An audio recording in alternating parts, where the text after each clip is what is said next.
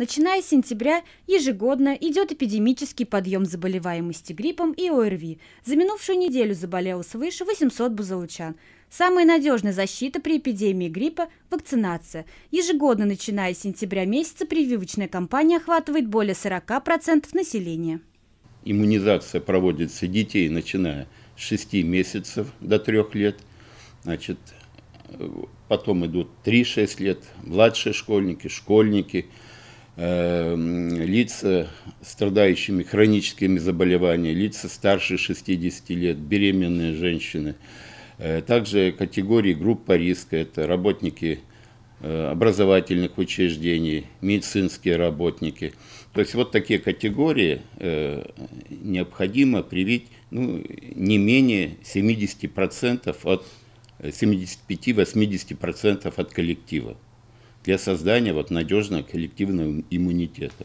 В первую очередь провести иммунизацию следует наиболее уязвимым группам населения. К ним относятся дети 6 месяцев, граждане, страдающие хроническими заболеваниями, работники образовательных и медицинских учреждений и лица старше 60 лет.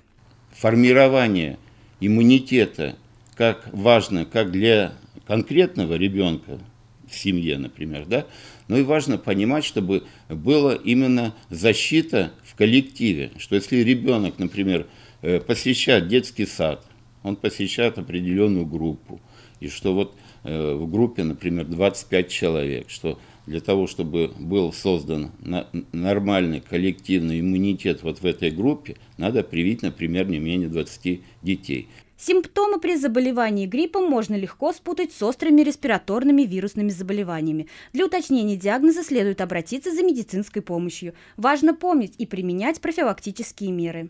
Следует соблюдать определенные режимы проветривания помещений, определенные правила поведения больных, которые начинают заболевать. Это прежде всего должна быть изоляция, своевременное обращение за медицинской помощью.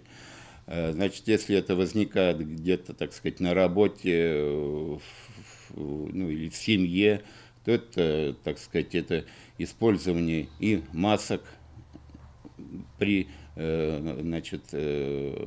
окружающими, проветривание, чаще, соблюдать правила личной гигиены, мыть руки с мылом, промывать полость носа по приходе с работы, или посещения магазина, избегать мест массового скопления людей. В 2017 году планируется привить около 40 тысяч горожан. На данный момент привито более 22 тысяч человек. Прививка против гриппа, она не дает именно стопроцентной гарантии, что ребенок не заболеет или взрослый не заболеет.